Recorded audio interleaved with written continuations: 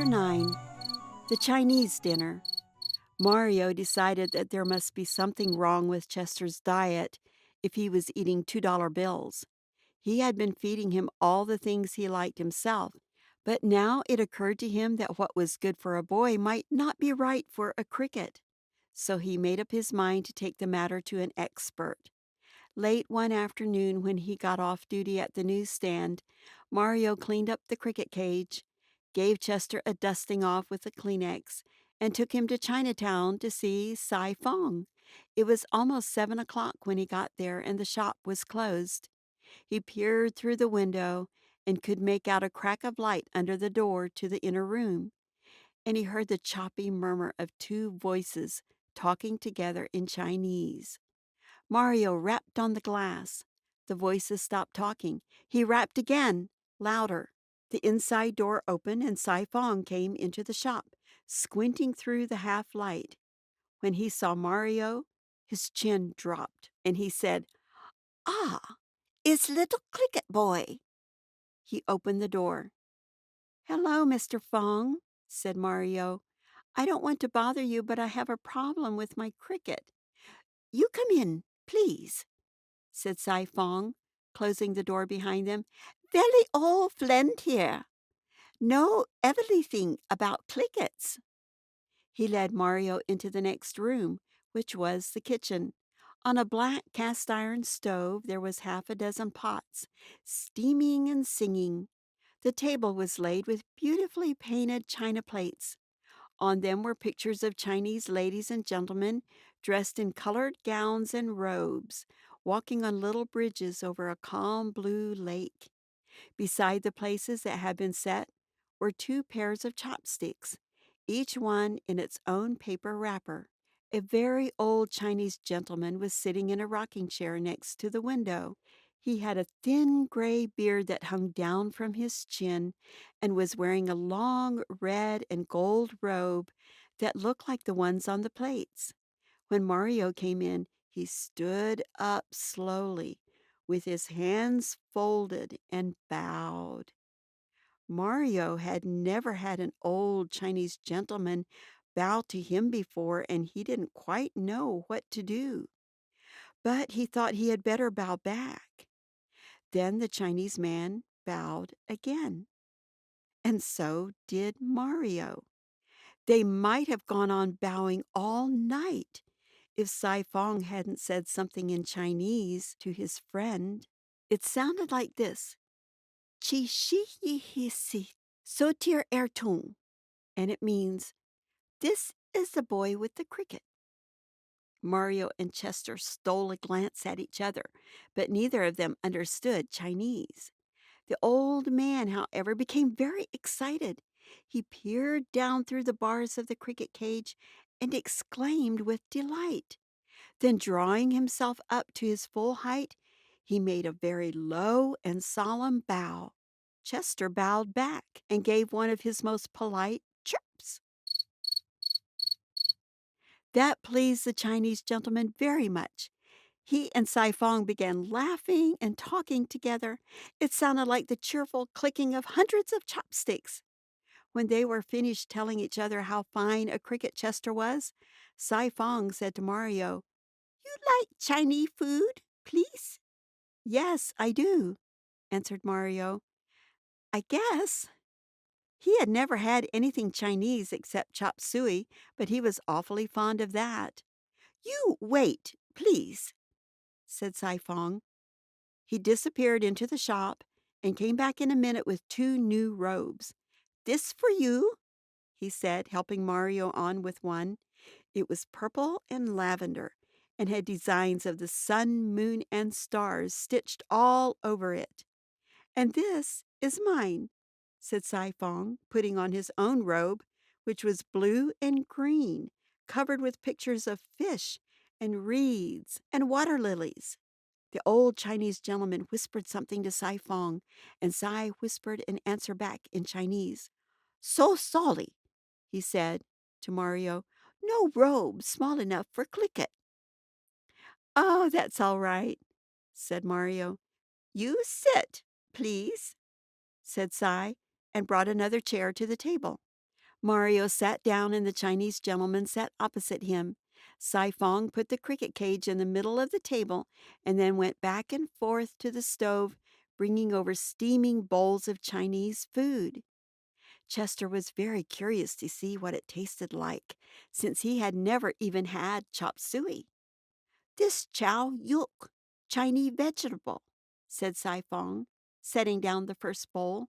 There were all kinds of green vegetables in the chow yuk, string beans and pea pods, and also pieces of diced chicken. Next came the fried rice with pork, cooked a delicious brown with a nutty, meaty flavor. Then chow mein with pan-fried noodles and cashew nuts. But it wasn't all soupy like the chow mein Mario had seen at the automat. He could have made a meal just out of the pan-fried noodles alone. And last, there was duck cooked with pineapples. The pieces of roasted duck were swimming in a luscious sweet sauce. Finally, Sai Fong brought over a big pot of something. "You know what this is?" he asked and lifted the lid. Mario looked in. "Tea?" he said. laughed Sai Fong. "You make very good Chinaman," he said, and smiled broadly at Mario. Mario had a hard time learning to use the chopsticks. They kept slipping out of his hand. "Make believe two very long fingers," said Sai Fong. "Two long fingers. Two long fingers," Mario told himself over and over again, and then he could work them. He got so that he could almost feel the food on the end of them as he lifted it into his mouth. Chester was served his dinner too. Sai Fong got a tiny saucer out of the cupboard and put a dab of each course on it for the cricket, and he had never tasted anything so good. He especially liked the chow yuk because vegetables were his favorite. Every so often he would have to stop eating and for joy. Whenever he did, the Chinese gentleman and Sai Fong smiled and chattered to each other in Chinese. Mario felt the same way Chester did, but he couldn't chirp. All he could do to show how much he was enjoying everything was to answer, "Yes, please," each time Sai Fong asked him if he wanted more. When the four of them had eaten as much of the chow yuk and chow mein and pork fried rice and duck with pineapples as they wanted, Sai Fong brought out some candied kumquats for dessert. Mario had two and several more cups of tea. Chester was so full he could only nibble on a piece of one. "Now," said Sai Fong when they were all finished, "what is problem with Clicket?" He lit his white clay pipe, and the old Chinese gentleman lit one too.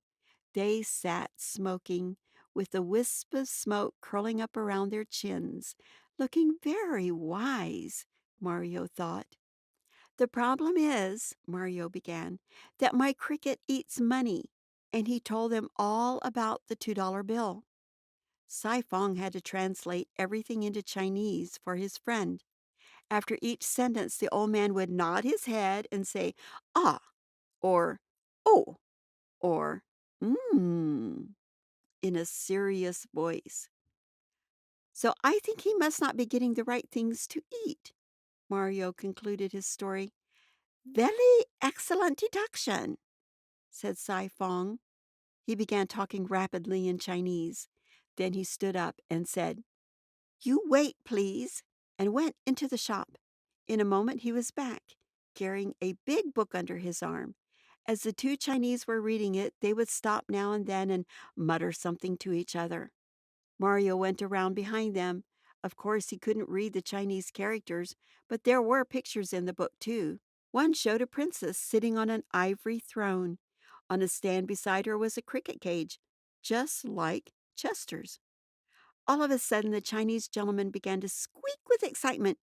You Li, he said, tapping the page with the stem of his pipe. "Here is, here is," Sai Fong exclaimed to Mario. "This story of princess of ancient China had Clicket for pet and feed him mulberry leaves. It says, just as silkworm who eat a mulberry tree spin beautiful silk, so click it, who eat leaves, spin beautiful song." "Then we've got to find a mulberry tree," said Mario. The only one he knew of right offhand was in the Botanical Gardens in Brooklyn, and that had a fence around it. "But I have tea," said Sifong, and his face curled up in a smile as white as a Halloween pumpkin's. "Light outside window." He went to the window and pulled up the shade. In the courtyard outside, a mulberry tree was growing.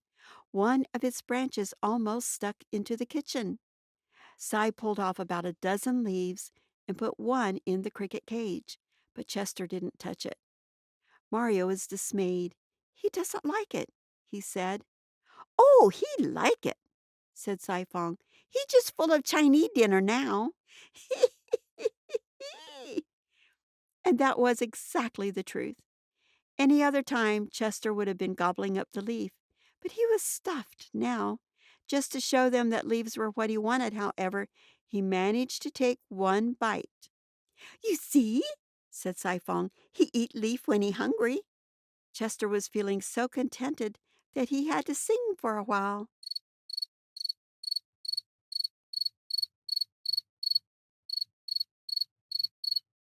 Everyone listened very quietly. The only other sound was the creaking of the rocking chair, which went very well with the cricket's song. Sifong and his friend were very touched by the concert. They sat with their eyes closed and expressions of complete peace on their faces. When it was over, the old Chinese gentleman blew his nose on a silk handkerchief he took out of his sleeve. His eyes were moist. Dabbing at them with the handkerchief, he whispered something to Sifong. "He say it like being in Palace Garden to hear Clicket sing," Sifong translated to Mario. The boy thanked Sifong for the Chinese dinner, but said he would have to be going now because it was late. "You come back any time," said Sifong. He put the 11 mulberry leaves in a little box and gave it to Mario. "Plenty leaves on tlea. I save all for Clicket." Mario thanked him again. The old Chinese gentleman stood up and bowed. Mario bowed to him. Sifong bowed, and Mario bowed to him too. In the cage, Chester was bowing to everybody. Mario backed towards the door, still bowing, and went out. It had been a very nice evening. He felt formal and polite from all the bowing, and he was glad that his cricket had been able to make the two Chinese gentlemen so happy. End of chapter 9.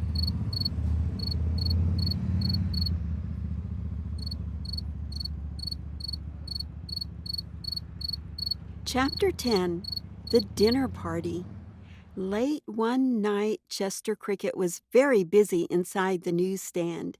As soon as the Bellinis went home, he hopped out of the matchbox and began to clean up. First, he pushed in the box so its sides were even, and then slid it over beside the alarm clock. Next, he pulled a piece of Kleenex out of the Kleenex box and dragged it back and forth across the shelf. When the shelf was dusted, he picked up the tissue paper in his two front legs and polished the cricket cage so its bars shone. He wiped off the glass in the front of the alarm clock, and the radio too, until he could see his own reflection. The dial of the clock was luminous, and it shed a very soft green light. Chester wanted everything to be perfect on this particular evening. There was going to be a party. It was exactly 2 months since Chester had arrived in New York, and the three animals wanted to celebrate the anniversary. Nothing too formal, you understand, just a little dinner for everyone. Tucker Mouse had volunteered to let them use a drain pipe, but Chester didn't want to eat amidst all the waste paper and rubbish his friend had collected. So after many conferences, they resolved on the newsstand. It was sheltered and quite big enough, and the radio could provide nice background music. Tucker Mouse jumped up beside Chester. "How is the food coming, Tucker?" asked the cricket. Tucker had been put in charge of refreshments. Laughed Tucker Mouse, rubbing his front feet together. Wait till I tell you. He lifted up one foot. I have 2 chunks liverwurst, 1 sliced ham, 3 pieces of bacon from a bacon, lettuce, and tomato sandwich, some lettuce and tomato from said sandwich, whole wheat, rye, and white crusts, a big gob coleslaw, 2 squares from a Hershey chocolate bar, the end of an O. Henry candy bar with nuts. And now comes the climax. Tucker paused. Iced soft drinks. How did you get the ice? Asked Chester.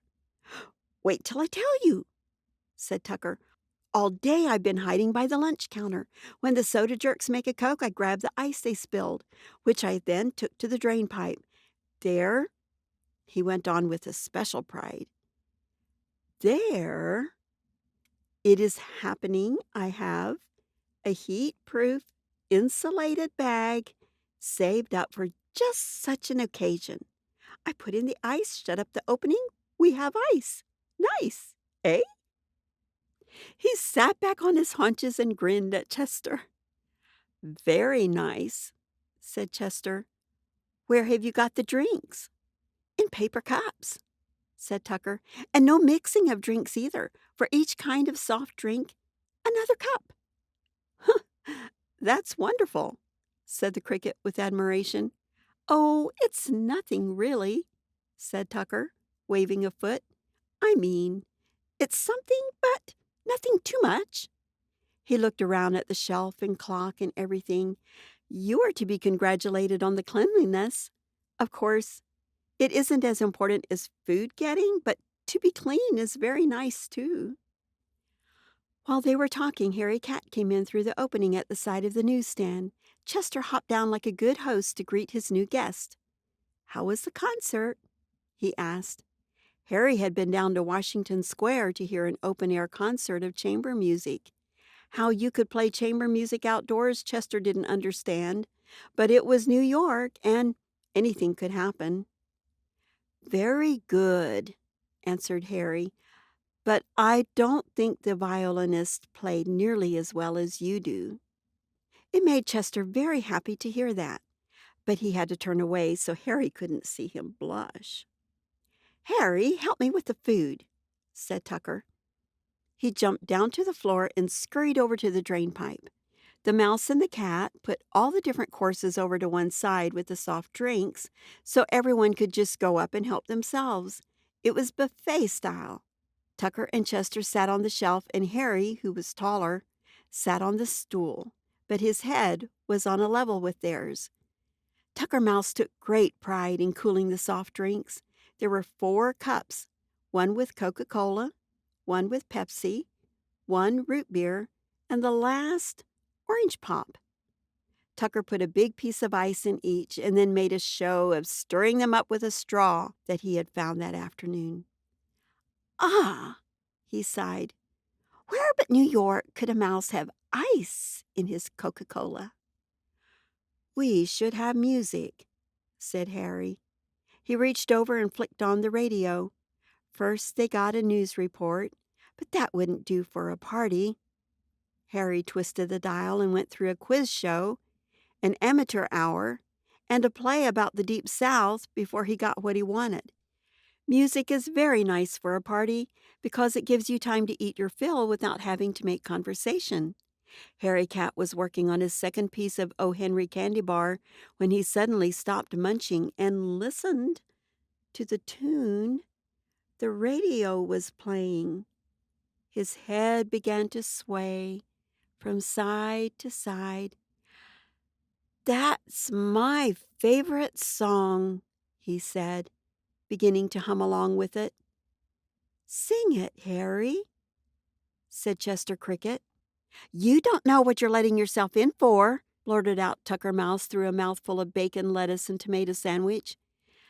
But Harry was in a party mood, so he cleared his throat and began. When I'm calling you wow. Harry had a delightful yowl that went very well with the lyrics of the song. "You see what I told you?" groaned Tucker. Harry went right on, however. "Will you answer true? Ow." "Maybe we should turn back to the amateur hour," said Tucker Mouse, helping himself to the Hershey bar. "I think Harry sings beautifully," said Chester. "You sing now, Chester," said Harry Cat. Secretly, the cricket was very anxious to perform for them, but he had to have some encouragement first. He limbered his wings and said, "It's not really singing, you know." "Singing, playing, who cares, as long as it doesn't sound like Harry," said Tucker Mouse. He slurped up the last of the orange soda, and they all fell silent. It was well along in August by now, and just the time of the year that crickets all over the world, like most. Chester hadn't done nearly as much chirping as usual this summer because he was living in New York. But tonight he played to his heart's content. He thought of his meadow and the stump, the brook and the old willow tree. The song swelled up from his wings and filled the newsstand. When it was over, Tucker and Harry applauded and congratulated Chester. "Now, play us something we know," suggested Harry Cat. "Well, I don't know if I can," said Chester. "All my songs are my own compositions." "Listen to the radio and play what it does," said Harry. He turned up the music. Chester cocked his head on one side. The radio was playing the Blue Danube Waltz. When he had heard enough to memorize the melody, Chester joined in, and he played it perfectly. The cricket was such a natural musician that he not only chirped the tune, in a few minutes he was making up variations and spinning them out without ever losing the rhythm of the waltz. He found that by tilting his wings, he could make the notes go higher or lower, just as he wanted. Chester got an ovation from his friends. Harry Cat, who had crept into the Metropolitan Opera House a few times and knew how people acted there, shouted, "Bravo, Chester! Bravo!" Of course, after such a sample of his talent for imitating songs, his friends insisted that he keep on, and Chester was happy to oblige. There's nothing like a good audience to encourage a performer.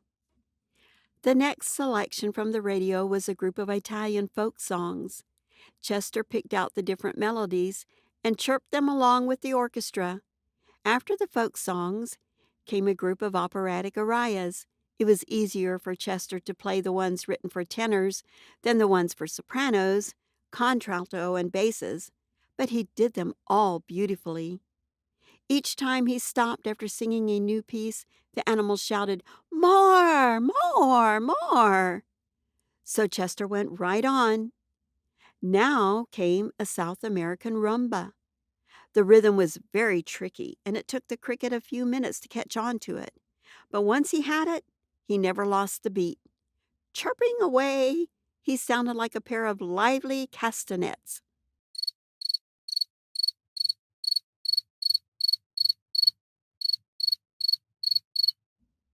"Imagine!" exclaimed Tucker Mouse. "He plays pop as well as classical." Tucker was feeling very lively himself because of all the soda water he had swallowed. The South American tempo began to excite him. He jumped up and started to dance around the shelf. Harry Cat burst out laughing, but that didn't bother Tucker. He was a carefree soul. "Chester can play. I can dance," he panted. "We should go into vaudeville." "If you danced as well as he played, you could," said Harry. "So I'm just learning," said Tucker, and threw himself into a wild twirl next to Papa Bellini's pipe. He couldn't see where he was going, and he toppled over into the box of kitchen matches. The box flipped over. A shower of matches fell across the shelf and onto the cement floor. There were several yellow bursts and the sharp scratch that a match makes when it's lit. Most of them fell far enough away from the wooden walls so they could burn themselves out without danger.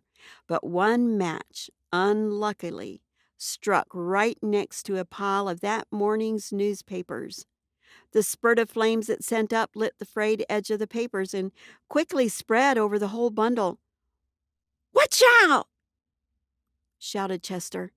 Harry Cat leaped up to the shelf just in time to keep his tail from being burned. The cricket was the first to realize what had happened and what was likely to happen if they didn't put the fire out. "Get the Coca-Cola," he said. Pour it over! Pour it over!" "I drank it all," shouted Tucker. "You would," said Chester. "Is there any ice?" Harry and Tucker dumped what was left in the insulated bag down on the flames. But it wasn't enough. The fire sputtered, died down, and then flared up again, larger than ever. "Maybe we can smother it," said Harry. There was a pile of magazines on the very edge of the shelf, just above the fire. Harry strained and pushed and succeeded in toppling them over. They all peered over the edge to see if the fire was out. "Oh, fine," said Tucker. "She's still burning and you blocked the hole to get out." They were trapped.